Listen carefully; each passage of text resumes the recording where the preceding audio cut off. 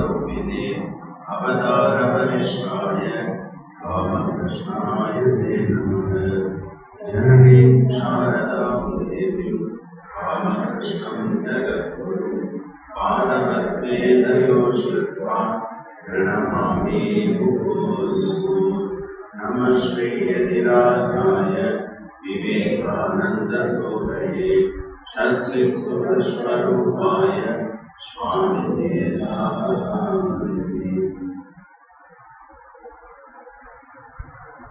நமது ராமகிருஷ்ண மிஷனுடைய நிறுவன நாளையொட்டி இன்றைய விழாவானது நமது ராமகிருஷ்ண மடத்தில் ஏற்பாடு செய்யப்பட்டுள்ளது. இங்கே அடியனுக்கும் வாய்ப்பளித்த தலைவர் சுவாமிஜிக்கும் மற்றும் நமது மேலாளர் சுவாமிஜிக்கும் சாஷ்டாங்க நமஸ்காரங்களை முதற்கண் தெரிவித்துக் கொள்கின்றேன்.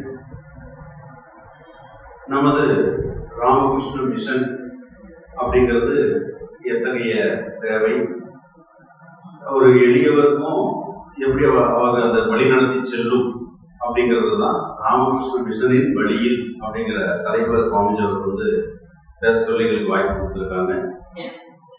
அதுல ஒரு எளியவர்களையும் அதான் சொல்லுவாங்க இல்லையா, பகவான் ஸ்ரீராமகிருஷ்ணர் முடவனையும் நடக்க செய்பவர், பூமியையும் பேச செய்பவர்.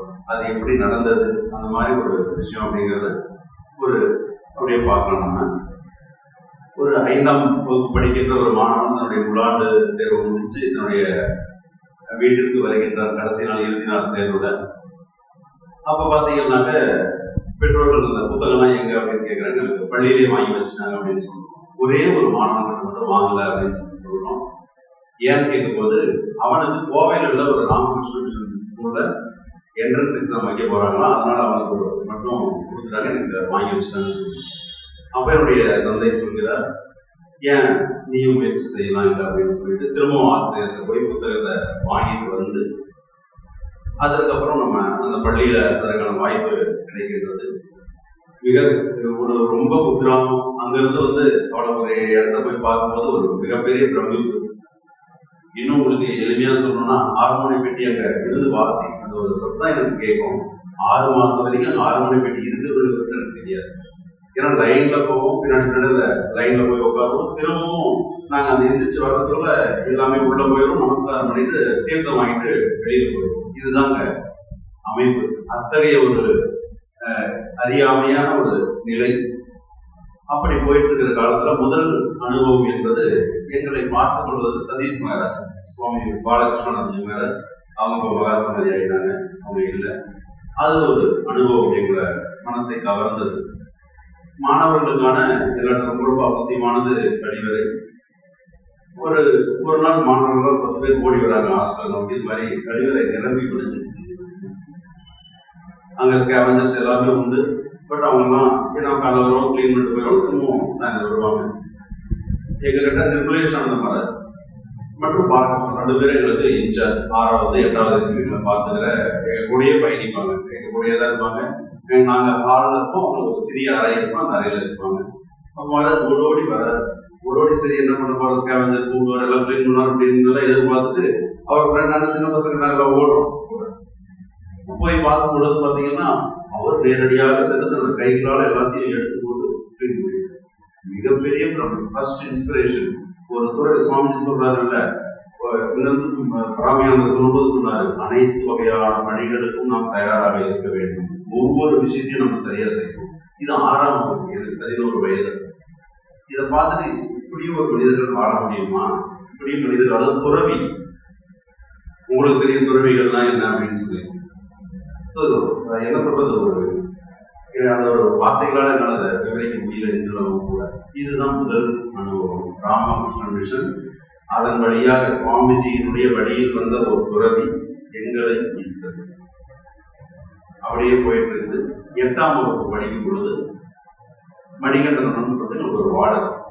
அவங்க எல்லாம் தொடர்ந்து கோயில்ல தினமும் குருதேவருக்கு பூஜை தினசரி நடக்கும். அதுக்கு சந்தனம் அரைக்கிறது, பாத்திரம் விளக்கி கொடுக்கறது, இது போன்ற பணிகள் எல்லாம் செய்யணும். எல்லாருக்குமே டியூட்டி இருக்கும் கம்பல்சரி. அத்தனை மாணவர்களுக்குமே 250 மாணவர்கள் இருப்பாங்க. 6 முதல் 10 வரை ஒரு வகுப்புக்கு 50 மாணவர்கள், தோராயமா 250 மாணவர்கள் இருப்பாங்க.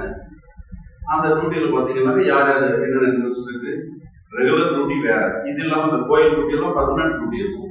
ரெகுலரா பாத்திரம் விளக்கணும், சந்தனம் குங்குமம் அரைச்சு வைக்கணும், பூ பறிச்சு கொடுக்கணும், காலையில வைக்கிறப்போ முன்னாள் சாயந்தரமே கலெக்ட் பண்ணி கொண்டு வந்து வைக்கணும், திரும்பவும் காலையில இப்போதைக்கு தனியா பூ படிக்கணும். அந்த அண்ணா வந்து ஆக்டிவிட்டிஸ் எல்லாம் பார்த்துட்டு இது மாதிரி இந்த வேலை செய்ய அப்படின்னு கேட்கிறாங்க. அவரின் மூலமாக குருதேவரின் அருகிலேயே இருப்பதற்கான ஒரு வாய்ப்பு, தினசரி காலை மாலை ஆனாலும் குருதேவருக்கான சேவை செய்யக்கூடிய ஒரு வாய்ப்பு கிடைச்சி போயிட்டே இருக்குது. போய் சென்று கொண்டு இருக்கும்போது என்னுடைய 9ஆம் வகுப்புல பாத்தீங்கன்னாக்கா வேலூர் மலை யாத்திரை 15 நாட்கள் அறிவிச்சாங்க. யார் யார் விருப்பம் இருந்தோ அவங்க எல்லாம் கலந்துக்கணும் அப்படின்னு சொல்லிட்டு, அப்ப எங்களுடைய பெற்றோருடைய அனுமதியோட எனக்கும் அந்த வாய்ப்பு கிடைச்சது. முதலில் வேலூர் மடம் பார்த்துட்டு காமாட்பூர், ஜெயராம்பாடி இதெல்லாமே பார்த்துட்டு போயிட்டு இருக்கோம். அப்போ போகிறதுக்கு முன்னாடி எனக்கு கைடன்ஸ் மணிகண்டன் தான். எனக்கு ரொம்ப இதாக பார்த்துட்டு ரொம்ப பயமான ஸ்டூடெண்ட்ஸ் இல்லையா, சாமி சிலம்பதா ரொம்ப பயந்து இருக்கும். இன்னொன்னு பேச மாட்டேன், என்னுடைய இது அதிகம் பேச்சு அப்படிங்கிறது இருக்காது. ஸோ சொல்லி அனுப்பிவிட்டாரு, இறைவனுடைய நாமத்தை ஜபம் செய், மந்திர தீட்சை வாங்க, குருதேவருடைய நாமத்தை எப்பவுமே சொல்லுவாங்க, அதே நாமம் தான். அம்மாவுடைய பெயரை சொல்லி உன்னால முடிஞ்ச வரைக்கும் ஜபம் செய் அப்படின்னு சொல்லி அனுப்பிவிட்டாரு. வாய்ப்பு கிடைக்கும் போது சிறிது சிறிதாக அந்த சொல்லி பயிற்சி செய்து அப்படியே எங்களுடைய பயணம் முடியுது. அடுத்து காசி போனோம். காசி போயிட்டு அடுத்து டெல்லி ராமகிருஷ்ண மடம் முடிச்சுட்டு மதுரா கிருஷ்ணரை எல்லாம் தரிசனம் செய்துட்டு கடைசி ஆக்ரா தாஜ்மஹாலை பார்க்கணும். தாஜ்மஹால் பார்த்துட்டு ஆக்ரா டு முடிஞ்சது. ஆக்ரா டு சென்னை, இது 13வது நாள். அங்க வந்து சென்னை ட்ரெயின்ல வரணும். ஆக்ரா ஸ்டேஷன் வந்து பாத்தீங்கன்னா ஒரு சின்ன ஸ்டேஷன், ரொம்ப பெரிய ஸ்டேஷன் கிடையாது. 2 நிமிஷம் தான் ட்ரெயின். பெரிய ஸ்டேஷன்ல தான் ஒரு 5 நிமிடம் 10 நிமிடம் காலத்தில் நிற்கும். அங்க 2 நிமிஷம் தான் நமக்கான நேரம். அதெல்லாம் முடிச்சுட்டு பெட்டியெல்லாம் எடுத்துட்டு வந்துட்டு இருக்கிறோம். ட்ரெயின் நின்றுச்சு. ஆனா சரியான உள்ள ட்ரெயின்ல யாரும் கூட இடம் இல்லை. நான் ஓடிட்டு இருக்கிறேன். பெட்டிகளை தாண்டி எனக்கு சொல்லப்பட்ட பெட்டி S8. அதை நோக்கி ஓடிட்டே இருந்தேன். S8 நான் பார்க்க விசில் கூட கடைசி என்னோட எண்ணம் வச்சு விசில் வச்சுட்டாரு அந்த வண்டி எடுக்கிறதுக்கான விசில். அப்புறம் திரும்பவும் வண்டி போகாத திரும்பவும் ஓடி வர 2 பெட்டி வரைக்கும். அதுவும் ஒரு இதுல பேசஞ்சர்ல 2 பேர் உட்காந்து அவனோட சூட்கேஸை கூட கொடுத்துட்டேன். அவங்களும் கையப்பட்டா அது மேல முடியல. அங்கேயே நின்று ஆக்ராவிலேயே நான் ஒருத்தரும் நின்றுருக்கிறேன். கூட வந்தவங்க கிட்டத்தட்ட 250 பேர் அந்த ட்ரிப்ல நாங்கள் போயிருந்தோம். மீதி எல்லாரும் ட்ரெயின் ஏரியாச்சு. ஆக்ராவில் அப்ப என்னோட அழுகைதான் நமக்கு ஒவ்வொரு கதறி எழுதுட்டு அப்படியே என்ன பண்ணு தெரியாம அப்படியே நின்றுட்டு இருந்தேன். 10 நிமிஷம் 4 மணி நேரம் கடக்குது. அப்போ ஒருத்தர் புத்தகத்தை வச்சு படிச்சுட்டு இருக்காரு. படிச்சுட்டு இருக்கிறப்ப வராது. ஏன்பா அழுதுட்டு இருந்த மாதிரி அவருடைய லாங்குவேஜ் எனக்கு தெரியாது, என்னுடைய லாங்குவேஜ் அவருக்கு தெரியாது. மிஸ் ட்ரெயின் இவ்வளவுதான் எனக்கு தெரிஞ்ச வார்த்தை, அவ்வளவுதான். அதன் மூலமா ஏதோ புரியுது. அவர் சொல்றாரு நெக்ஸ்ட் ட்ரெயின் மார்னிங் 2:15. ஆனா ரெகுலர் ட்ரெயின் எப்பயுமே எப்படி இருக்குன்னா 3 நாளைக்கு ஒரு ட்ரெயின் தான்.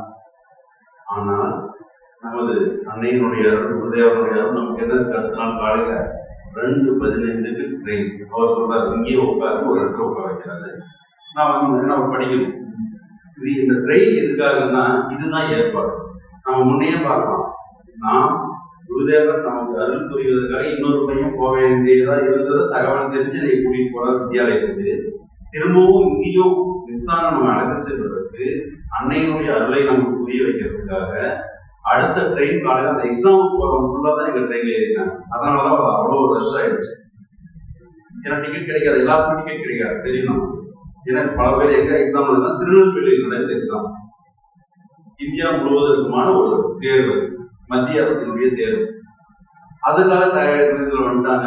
அவர் சொல்றாரு நில்லுவா அப்படின்னு சொல்லிட்டு நான் என்ன பண்ண டைம் தெரியாது, வாட்ச் கிடையாதுன்றப்ப அந்த பெரிய கடிகாரம் கடையில சூட்கேஸை வச்சு அது மேல உட்காந்துட்டு இறைவனுடைய திருநாமத்தை சொல்லி. ஏன்னா பயம் நமக்குள்ள அந்த நமக்கு நம்ம சொல்றோம்ல சந்தோஷமா இருப்பதற்கு நம்ம யாரும் நினைக்க மாட்டோம். இறைவனை நினைப்பதோ அவருடைய இதை சப்மிட் பண்ண மாட்டோம். ஆனா நமக்கு துக்கம் வரும்போது யாரும் உடனே இறைவனை இப்ப குந்தியினுடைய உதாரணம் கூட பகவான் ஸ்ரீராமகிருஷ்ணன் சொல்லுவாரு. குந்தியை எப்பவுமே ஸ்ரீகிருஷ்ணன் வேண்டி பண்ணலாம், பகவானே எனக்கு எப்பயுமே துன்பத்துக்கு, ஏன்னா நீ துன்பத்துக்குலாம் என்ன பண்ண மாட்டோம்னா மறந்துடுவேன்.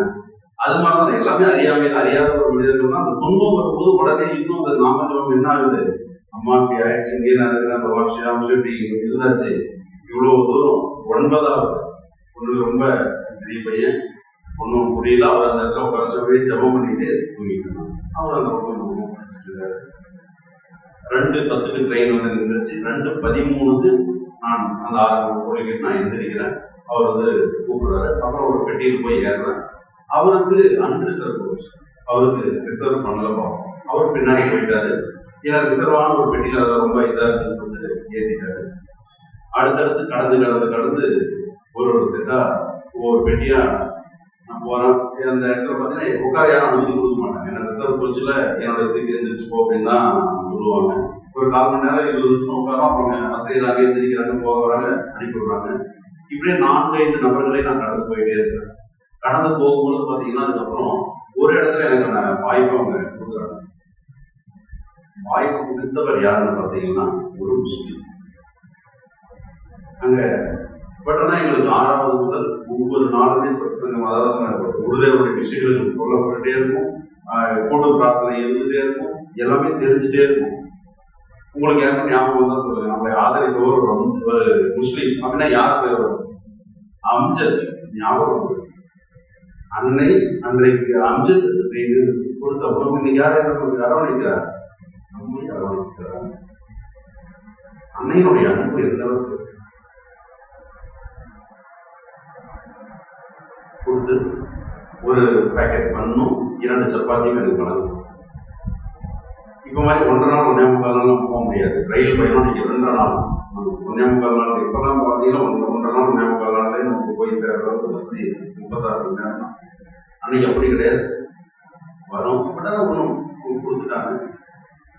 இவ்வாறு அன்னை நம்ம எவ்வாறு ஆதரிக்கிறது? விசாகப்பட்டினம் டிடிஆர் அங்கதான் வராது, செக்கிங்கு அது வரைக்கும் வரல. அங்கதான் வராது, ஐடென்டிஃபை பண்றாரு.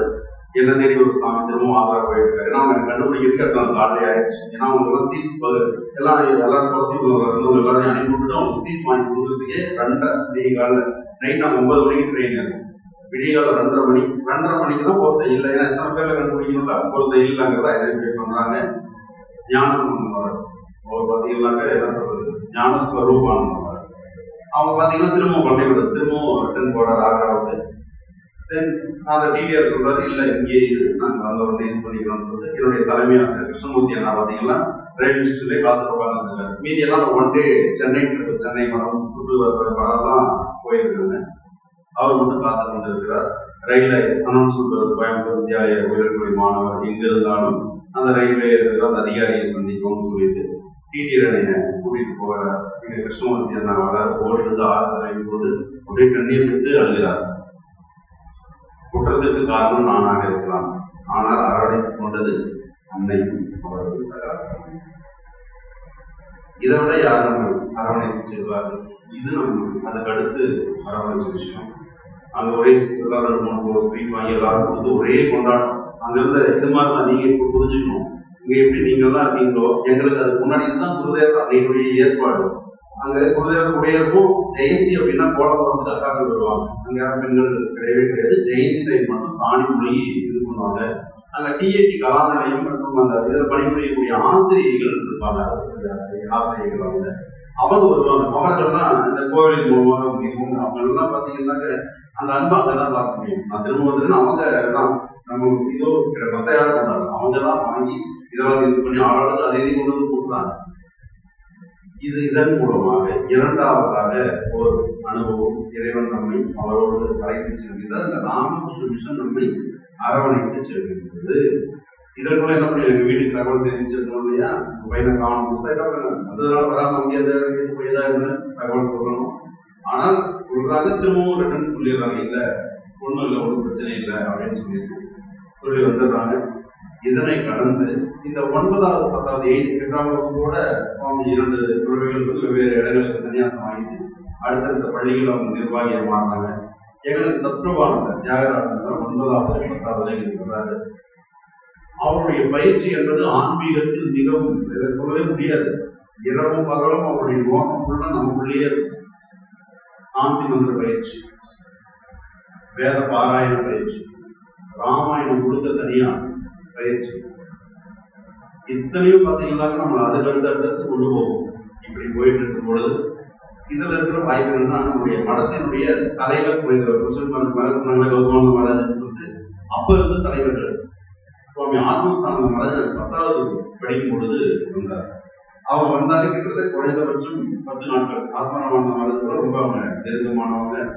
அதனால 10 நாட்கள் தங்குவாங்க. எளிமையாவே 10 நாட்கள் குறைந்தபட்சம்.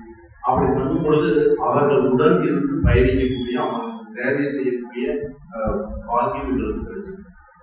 அப்ப 10ஆம் வகுப்பு தேர்வு 7ஆம் தேதி எழுதி முடிக்கிறோம். 10ஆம் தேதி அன்னைக்கு தத்ரபானம் வர 15 வயதுல மந்திர தீட்சை வாங்கிறதுக்கான அந்த வாய்ப்புகளை உருவாக்கி கொடுத்தாங்க. அதன் மூலமாக சுவாமி ஆத்மஸ்தான மகாராஜ் அவர்களுக்கு வந்து என்ன கிடைச்சது? மந்திர தீட்சை கிடைச்சது. இது ஒரு பக்கம். இன்னொரு பக்கம் என்னுடைய கல்வி நிலை அப்படிங்கிறது முக்கியம் இல்லையா? இதெல்லாம் பார்த்துட்டு போது இங்கிலீஷ் அப்படிங்கிறது முழாண்டு தேர்வு வரைக்குமே அது முந்தைய ரிவிஷன் தேர்வுமே இங்கிலீஷ் பாஸ் பண்ணலாம். ரொம்ப வகுப்பு பாஸ் பண்ணணும்னு சொல்லிட்டு ஒரு வருத்தம் இருந்தது. ஆனா 10ஆம் வகுப்பு தேர்வு 68 மதிப்பெண்கள் ஆங்கிலத்தில் அது வரைக்கும் பாஸே பண்ணல. ஆனா ஏதோ படிச்சு பண்ணி எழுதுறதுல இறைவனுடைய அருளால் கைகூடி வந்தது. தத்ரவான் அப்ப லேண்ட்லைன் தான் இந்த மாதிரி செல்போன் கிடையாது. தத்ரவான் மகாராஜுக்கு போன் இது பண்றோம். அவர் சொல்றாரு, நீயும் நம்பி இருக்க மாட்டேன், நானும் நம்பல. 180 டோட்டல் அவர் சொன்ன வார்த்தை. ஆனால் அனைத்தும் இறைவனுடைய அருளால் கைகூடியது. கூடிப்போய் 11வது 12வது வெளியில ஒரு பள்ளியில சேர்க்கிறாங்க. ஆனால் அது செய்த பயிற்சியின் மூலமாக அந்த பள்ளியில பாத்தீங்கன்னா ஒன்லி அது ஒரு என்ன சொல்றது வியாபாரமாக போடக்கூடிய ஒரு பள்ளி. படிக்க சாப்பிடணும், படிக்கணும், போகணும், இது 3 தான் நம்முடைய வேலை. அதுல முழு அளவுல படிப்பு மட்டுமே 2 வருடங்கள்ல கை தேர்வு வந்தது. +2 முடிச்சுட்டு மீண்டும் ராமகிருஷ்ண வித்யாலயோட பிஎஸ்சி கெமிஸ்ட்ரி. எனக்கு கெமிஸ்ட்ரி ஆசிரியர் கொஞ்சம் எளிமையா சொல்லி கொடுத்து எங்களுக்கு இதா இருந்ததுனால எனக்கு ஆர்வம் அதிகமாக இருந்ததுனால திரும்பவும் அங்க போய் சேர்றோம். சேரும் பொழுது மீண்டும் சத் சங்கம் கிடைக்கிறது. சத் சங்கம் ரொம்ப ரொம்ப ரொம்ப எப்ப நடக்குது சத் சங்கம்? எங்களுக்கு 9ஆம் காலம் 3ஆம் காலம் வரைக்கும் ரெகுலர் ப்ரேயர் இதெல்லாம் வேற, இதெல்லாம் ரெகுலரா எல்லாருக்கும் கிடைக்கக்கூடிய வாய்ப்பு. 3ஆம் காலம் முடிஞ்ச உடனே அங்க இருக்க சொன்ன நக்காக்கள்லாம் சேர்ந்து ராமகிருஷ்ணனுடைய அமுத மொழிகள் வாசித்த வித்யாலய கோயில்கள் மதியம் 2ஆம் காலம் வருவாங்க. 4ஆம் காலம் வரைக்கும் காலையில் முடிஞ்ச உடனே புது தூக்கி ஓடி வரணும். ஓடி வந்து அவங்க கூட ஜாயின் பண்ணி அமுத மொழிகள் வாசிச்சுட்டு அதில் டிஸ்கஷன் நடக்கும். அவங்களோட டவுட்ஸ் இருக்கிறத எல்லாம் பேசுவாங்க. இதன் மூலமாக தொடர்ந்து குருதேவனுடைய அன்பும் அரவணைப்பும் இருந்தது. ஆனால் காலேஜ் எக்ஸாம் எதில் எழுதணும்? English medium. அதுலயும் குருதேவருடைய அருளால நல்ல மதிப்பெண்கள் பெற்று மகாராஷ்டிரா கேம்பஸ் ஈஸியாக கிடைக்குன்னு சொல்லிட்டு கல்லூரி 5வது வரும். 6th செமஸ்டர் நாங்கள் முடிக்கல. 5வது செமஸ்டருடைய மார்க் வச்சு 2 பேருக்கு திருப்பூர்ல ஒரு கம்பெனியில் வந்து அப்பாயின்மெண்ட் ஆர்டர் தானா கொடுக்குறாங்க. இதுதான் நம்ம நிறுவனங்களுடைய பெருமையை நம்ம தெரிஞ்சுக்கணும். ஏன்னு சொல்லிட்டு இன்டர்வியூ கிடையாது, எதுவுமே கிடையாது. யார் டாப்பர் 2 பேருக்கு அப்பாயின்மெண்ட் ஆர்டர் நேரடியாக. இதுதான் ராமகிருஷ்ண மிஷனின் வழியில் இல்லறத்தாருக்கும் பயன்படும், ஆன்மீகத்தின் திளைப்பவருக்கும் பயன்படும், எல்லோருக்குமே நடுமையமாக விளங்குவது. அனைவரையும் வாழ வைக்க மட்டும்தான் செய்யும். ஆனால் பங்கெடுத்து கொஞ்சமாச்சும் பங்கெடுத்து அப்படிங்கிறத நம்ம தெரிஞ்சுக்கலாம். இப்படியான கல்லூரி வாழ்க்கையில் அமுத முறையில் வாசித்தலின் மூலமாக அடுத்தடுத்த ஒரு சில நிகழ்வுகள் அரங்கேறியது. அதனுடைய வைத்தியத்தில் இல்லாத காரணத்தாலும் மீண்டும் வீட்டுக்கு வரும். ஒரு வருட பிஎட் படிப்பு முடிஞ்ச உடனே பிஎட் படிப்பு எனக்கு வந்து ஜூன் மாதம் முடிஞ்சது. இனியும் நம்ம வந்து நம்மளுடைய வாழ்க்கையில் வந்து அப்படியே போறது அப்படிங்கிறது அர்த்தம் கிடையாது. ஸோ தனியார் பள்ளியில ஜாயின் பண்றேன். முடிச்ச உடனே அடுத்து ஜூலை 1ஆம் தேதி அன்னைக்கு ஒரே ஒரு மாணவியோட இலவச மாலை நேர மையம் உரிமை நன்றி ஸ்ரீ ராமகிருஷ்ண சேவா சொல்றது போகுது. ஜூலை 1, 2009. கல்லூரி முடிச்சது 2008. அதனால எங்களுக்கு கிடைச்ச மிகப்பெரிய பாக்கியம் என்னன்னாக்க துறை பெருமக்கள் கூட பயணிச்சது. அதில் எங்களுக்கெல்லாம் மிக முக்கியமாக ராஜன் இருக்காங்க. மற்ற 2 துறைகள் வந்து கோவையில் இருக்காங்க. அவர்கள் கூட எல்லாம் பயணிச்சது எங்களுடைய பாக்கியம். அதான் நான் கல்லூரி முதலாண்டு படிக்கும் போது 2ஆம் ஆண்டு படிக்கும்போது மேரேஜ் முதலாண்டு வந்து ஜாயின் பண்ணாங்க. ஆனா மேரேஜ் +1 +2 படிக்கும் போது எனக்கு தெரியும் ஏன்னா சிவானந்த ஹாஸ்டல்ல இருந்துட்டு அவங்க அந்த கோயில் நாங்க ஒர்க் பண்ணும்போது மகாராஜா கூட வந்து பணி செய்வாங்க. இதுல அடுத்து குருதேவருடைய அடுத்து வரும்போது மகாராஜ் வந்து அவர் இன்னும் என்ட்ரி ஆகல, நிவேதம் என்ட்ரி ஆகாது. இப்படி போயிட்டு இருக்கும்போது 2009 இந்த துவங்கி உங்களுக்கு தெரியும், விவேகானந்தர் சொல்லுவார், நீங்க எந்த ஒரு செயலை தொடரும் போது 3 விஷயம். ஃபர்ஸ்ட் என்னது? ஏளனம், அதுக்கப்புறம் எதிர்ப்பு, மூன்றாவது ஏற்றுக்கொள்ளும். முதல்ல ஏளனம். இவங்க நடத்தலாம், எத்தனை நாளைக்கு நடத்திடலாம் பார்ப்போம், பணம்லாம் எத்தனை நாள் நடத்த முடியும். கிராமத்துல இதுல அப்பாவை உந்துதல் கொடுப்பாங்க. எல்லா ஃப்ரெண்ட்ஸும் சொல்லுவாங்க, வேலை பண்ணிட்டு இருக்கோம், பையன் போய் போறாங்க சொல்லிட்டு இதெல்லாம் இடையில குருதேவருடைய அருள் தான் முக்கியம். வேற விளம்பரம் இல்லாம சைலண்டா நம்ம நம்ம என்ன சொன்னாலுமே என்ன பண்ணக்கூடாது, காதை பிடிவாதம் இருக்கணும். நல்ல விஷயங்களுக்காக கண்டிப்பா அதை ஸ்ரத்தன்னு சொல்லலாம். பிடிவாதம்னு எனக்கு வரையறுக்க முடியல. ஸ்ரத்தை, ஏன்னா ஒரு தப்பு பண்றோடனே அவ்வளவு ஸ்ட்ராங்கா பண்ணும்போது நல்லது பண்ற நம்ம எவ்வளவு ஸ்ட்ராங்கா இருக்குன்றது நம்ம தெளிவா இருக்கும். அந்த ஸ்ரத்தையோட அந்த பயணம் 2009 ஆரம்பிக்குது. அடுத்தடுத்து போகின்றது. இன்னும் ஒரு சொன்ன நம்ப முடியுமா என்னன்னு தெரியாது. ஆசிரியராக முதல் வருஷம் 2500 ரூபாய். வீட்டுல படிச்சு 6வது எல்லாமே படிக்க வச்சிருக்காங்க. தனியார் பள்ளியில உங்களுக்கு 2003 to 5 1 லட்சம் ரூபாய் கட்டின தொகை. ஒரு வருஷத்துக்கு 1 லட்சம், 2 வருஷத்துக்கு 2 லட்சம் ரூபாய் அவங்க செலவழித்து அவங்களுடைய எதிர்பார்ப்புகளும் வேற மாதிரி எல்லாம் இருந்திருக்கும். பட் இதோட இந்த சேவை பண்ணி கொஞ்சமா ஆரம்பிக்குது. தினசரி பிரயர் 2009 டெய்லியுமே பிரயர் உண்டு. மாலையில வந்து பஜன்ஸ் ஆரத்தியோட இதே நடக்கிற நம்ம ஆரத்தியோட அதிகமும் நடந்து போயிட்டே இருக்குது. அதுல இந்தியாவில் ஆந்திராவில் கலந்துக்கும், மாநாடுகள்ல பங்கேற்கும். வெளியில் நிகழ்வு இவ்வளவுதான். எனக்கு இது எல்லா நாளும் அங்கதான் இருக்கணும். 1 மேன் தான் +1 +2 பசங்க இருப்பாங்க. +2 பசங்க 20 பேர் இருப்பாங்க. அவங்களுக்கு 3 சப்ஜெக்ட், பிசிக்ஸ், கெமிஸ்ட்ரி, மேத்ஸ். ஏன்னா மீதி எல்லாம் அவங்க தமிழும் இங்கிலீஷும் பயாலஜி அல்லது கம்ப்யூட்டர் தான் அவங்க படிச்சுப்பாங்க. இந்த 3 சப்ஜெக்ட் அவங்களுக்கு ஹேண்டில் பண்ணும். நைட் 10-11 மணிக்கு கிளாஸ் நடக்கும். விடிய காலையிலையும் திரும்பவும் 5 மணிக்கு எழுப்பி உங்களுக்கு கிளாஸ் நடக்கும். இதுல பெண் குழந்தையும் வீட்டுக்குள்ள தங்கிப்பாங்க. பசங்க எல்லாம் வெளியில தான் படுக்கும், வராண்டாவில் இருக்கும். வீட்டுல அம்மாவும் உள்ள இருப்பாங்க. அப்பா நாங்கெல்லாம் வெளியே. இந்த சூழ்நிலை இப்படியே கடந்து போயிட்டு இருந்தது. இந்த 2013 பாத்தீங்கன்னாக்க மதுரையில ரத விழா வந்தது. அதனை தொடர்ந்து நம்மளும் அதற்கான ஒரு ஆசைப்பட்டோம், கேட்டோம். ரத விழாவை நடத்தக்கூடிய ஒரு இடத்துல வரவேற்கக்கூடிய ஒரு வாய்ப்பு நமக்கு கிடைச்சது. அதன் தொடர்ச்சியா போயிட்டே இருக்கும்போது 2020 வந்துருச்சு. கொரோனா வந்துருச்சு, இது வந்துருச்சு. சென்னை மடத்தின் மூலமாக ஒரு நிவாரண பணி ஃபர்ஸ்ட் கிடைச்சது. அதுதான் அவங்க அங்கிருந்து ஒரு 1,20,000 ரூபாய்க்கு 100 பேக்ஸ், ஒரு பேக் 1,200 ரூபாய். அதை நீங்க எல்லாம் கொடுத்துருன்னு சொல்லிட்டு டோர் டெலிவரி கொடுக்குறாங்க. என்ன நடக்கும்? எனக்கு ரொம்ப முக்கியம். ராமகிருஷ்ண மிஷனின் வழியில் பார்த்துட்டே இருக்கோம். ராமகிருஷ்ண மிஷன் வழியில் சென்னையிலிருந்து எல்லாத்தையும் பேக் பண்ணி பேக் பேக்கா கட்டி 120 பேக் நம்ம வீட்டுல டெலிவரி பண்றாங்க. ஆனா இன்னும் உங்களுக்கு சொல்லலாம், அதை வைக்கிறதுக்கு எலி கிடைச்சவே இல்லை. பையன் வீட்டுக்குள்ள ஆளுக்குள்ள வச்சிருந்தா கொடுத்தோம். குருதேவர் குறைக்குள்ள உட்கார்ந்து.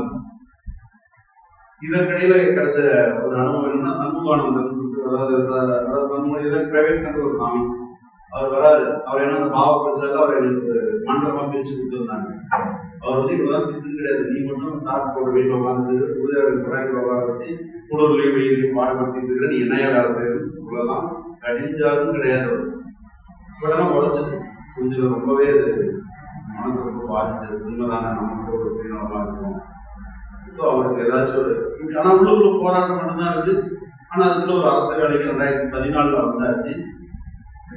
அது ஆங்கிலத்தில் இருந்தா எதுவுமே ஒரு ஆளுக்கு ஒரு வேலை கிடைக்குதுன்னா நாங்களாம் பிலோ ஆவரேஜ் கூட சொல்ல முடியாது. Below average. அந்த பிலோ ஆவரேஜ் ஸ்டூடெண்ட்ஸுக்கு எது பயணம் ஸ்ரத்தை, நச்சிகேதனுடைய ஸ்ரத்தை தான். நம்ம ஒரு விஷயம் எடுத்துக்கிறோம்னா இதை கண்டிப்பா செஞ்சு தீரணுங்கிறது மட்டும்தான். 2 வருஷம் நான் சொல்றேன், சாப்பிடணும், தூங்கணும், மொபைல் போன் கிடையாது, போன் பேசுறதுக்கு மட்டும்தான் மொபைல் போன். 14 மணி நேரம் ஒரு நாளைக்கு படிக்கணும். இன்னைக்கு எல்லாருக்குமே ஒரு போராட்டம் இருக்கும். நம்ம எல்லாருமே ஏன் அரசு வேலைக்கு நம்ம போக முடியும். இவ்வளவு 14 வேலைக்கு 14 லட்சம் பேர் எக்ஸாம் எழுதுறாங்க. அதெல்லாம் அறிவியல 3200, அதெல்லாம் வேதியில 700 பேர் போஸ்ட். அந்த 700 பேர் போராட்டம். அந்த ஸ்ரத்தையை கொடுத்தது யாரு? இப்ப நமக்கு மட்டும் வேணாம் அப்படின்னா கூட நம்ம எதாச்சும் குழந்தைகளோ ஏதாச்சும் வேணும்ல வீட்டுல எல்லாத்துக்கும் ஒரு சமுதாயத்துல வாழ்றதுக்கான ஒரு வழிமுறைக்கான வழி வேணும்.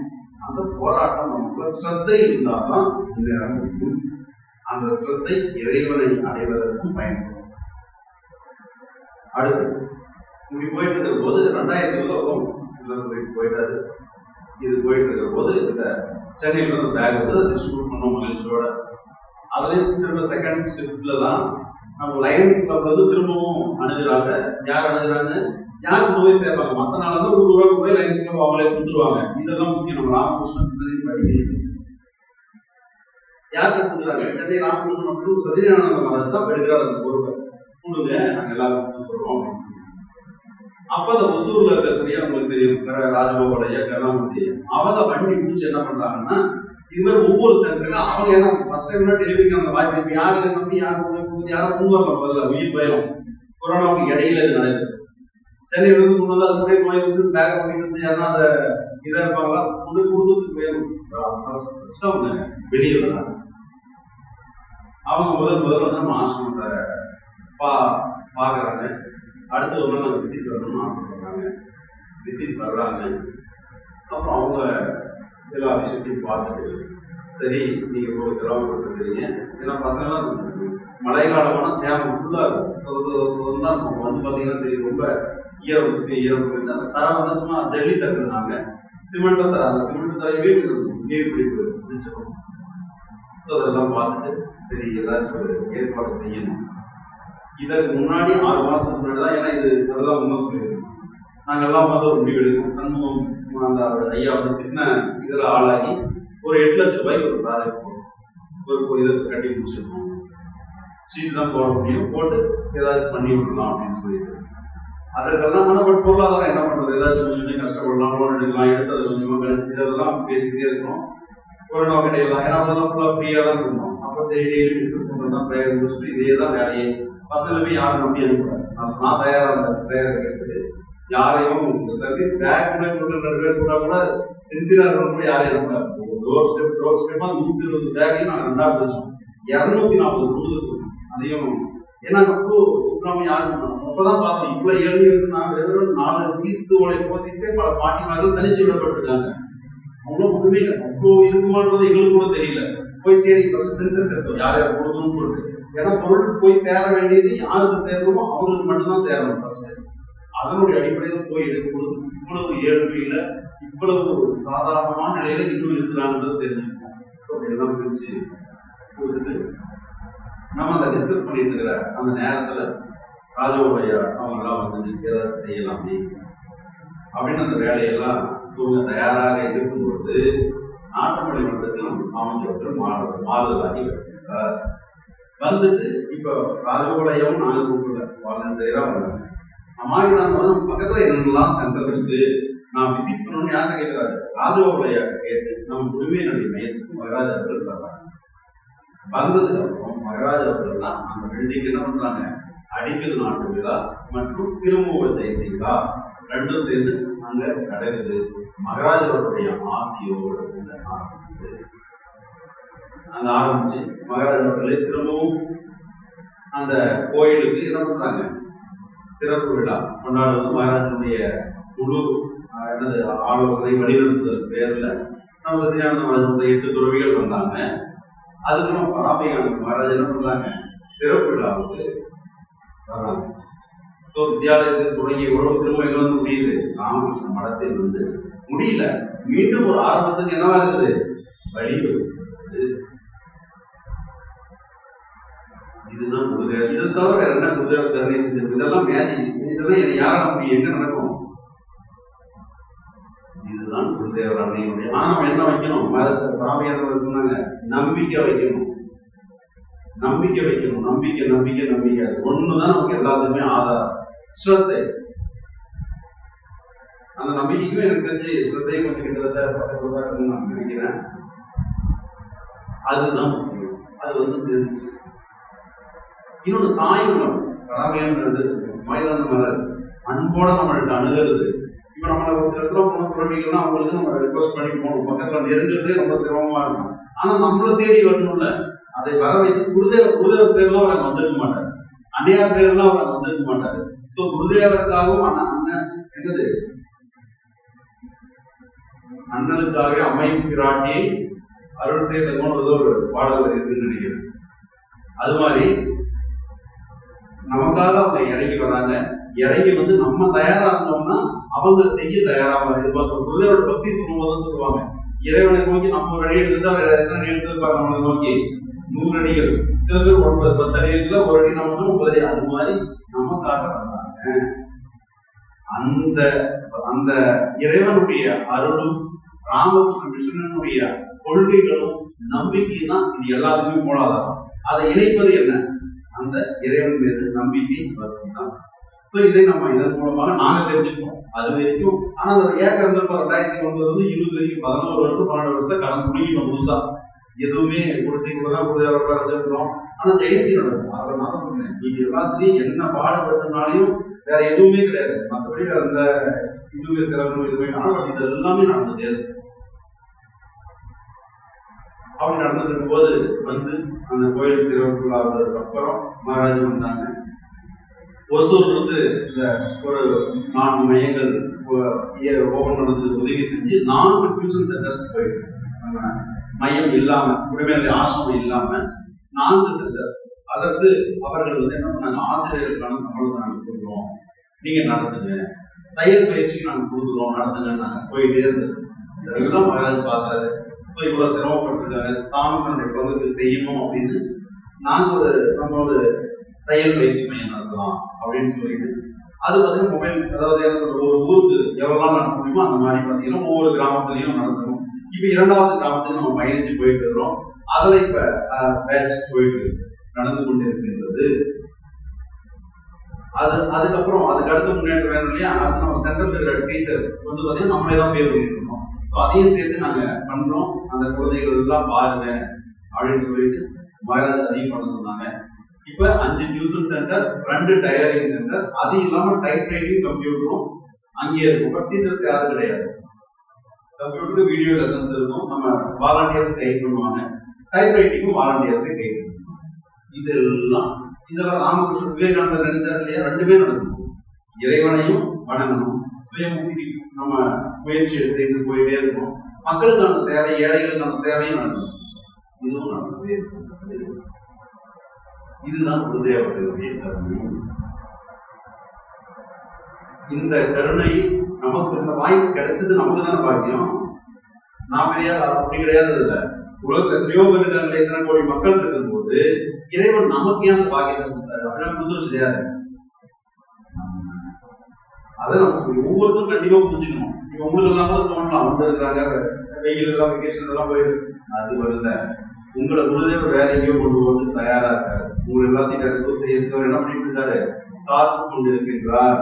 அதற்காக தான் இப்படிப்பட்ட ஒரு இது. இப்ப ஃபர்ஸ்ட்டுக்கு வரும் குருதேவர் என்ன சொன்ன, முடமணி என்ன பண்ணுவாரு, மேலே ஏற்றுவார்.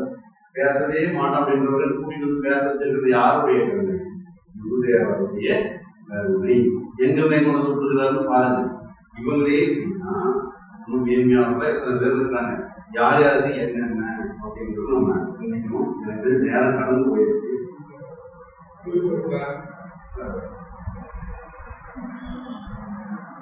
இப்ப நமக்கு அதுக்கு அடுத்து இப்ப இது வரைக்கும் வந்தாச்சு. இனி என்ன அடுத்து என்ன பண்ணணும்?